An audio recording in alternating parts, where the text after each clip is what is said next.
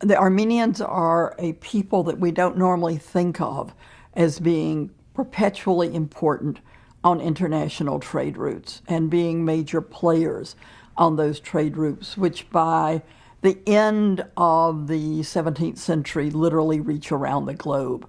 We think of oil as being the thing that everybody needs to be wealthy. In the Middle Ages, it was silk, this exotic import, and that feeds into the European Mediterranean basin through two routes. And the northern route is the one we think of when we talk about the Silk Road. And it comes out of somewhere in China, and it ends in Constantinople and further west.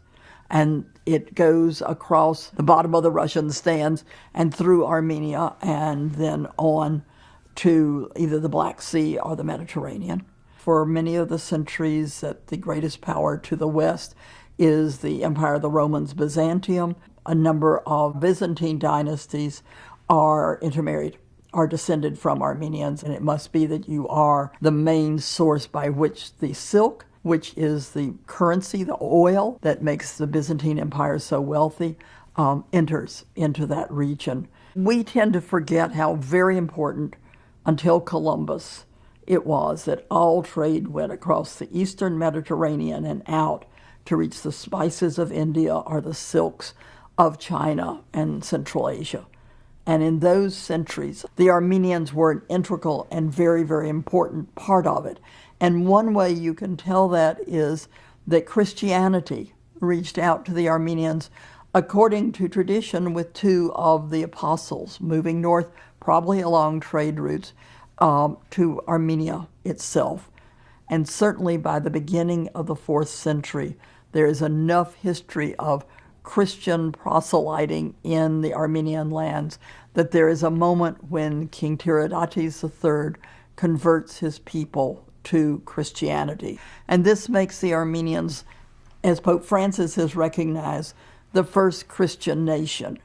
What's really, to me, significant about it is that this is more than half a century before the Empire of the Romans, Constantinople's Byzantium, officially becomes Christian. And the people who are involved in it are part of the perpetual balancing act that Armenians play, because some of them come from families that are tied to Persian families, and some come from families that are politically aligned with Rome.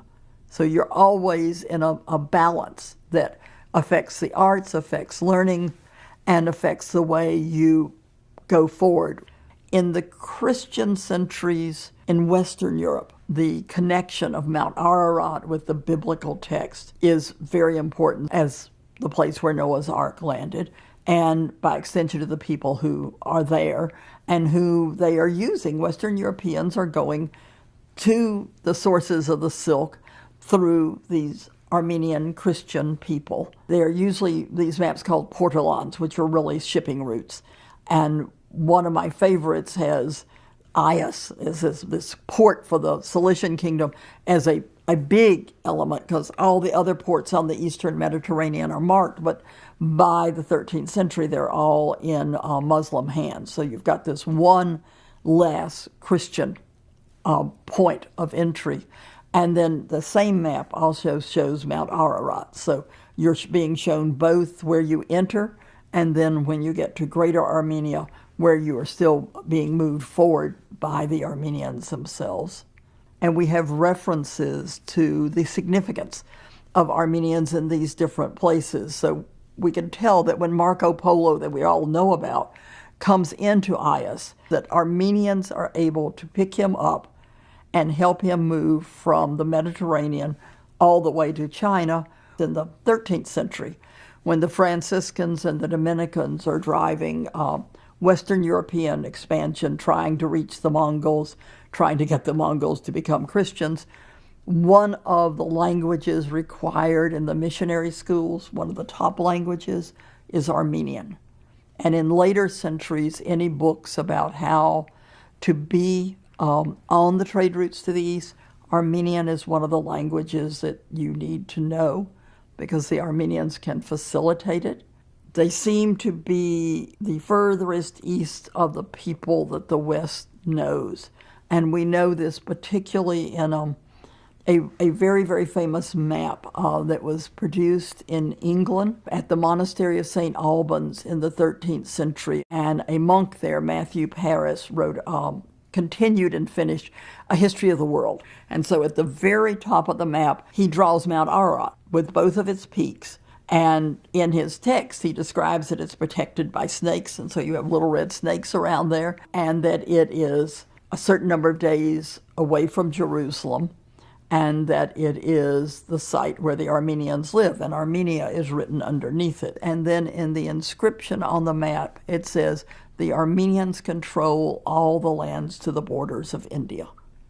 And they cannot possibly have physically, militarily controlled it, but they are viewed as the source for all the trade goods to come until you get into India.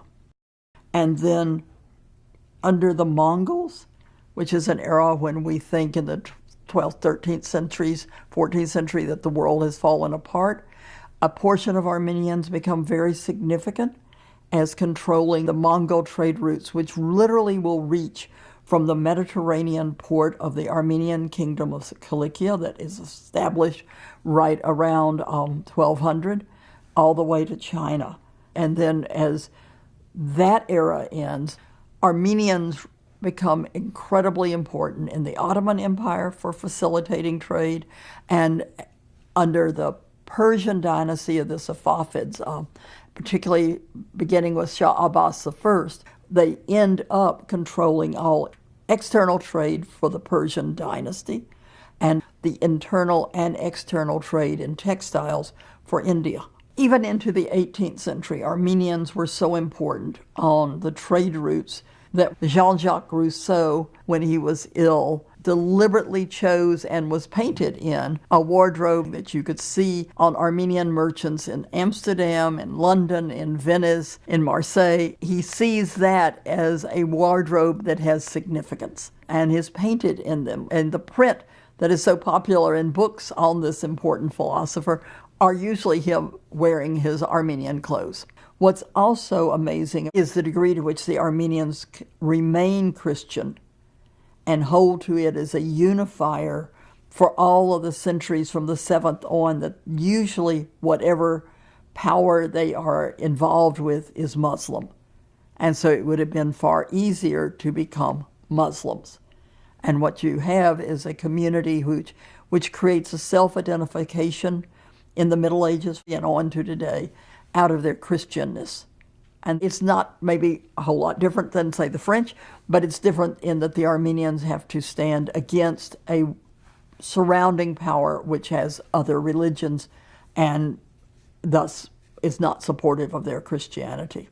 And for the centuries of the Middle Ages, from their conversion to Christianity at the beginning of the 4th century, when the Armenians become the first Christian peoples, the first Christian nation, into the 1700s when they are driving trade routes connected with the Persian Empire, they are one of the dominant peoples controlling trade lanes, trade routes to the spices of India and to the silks of China.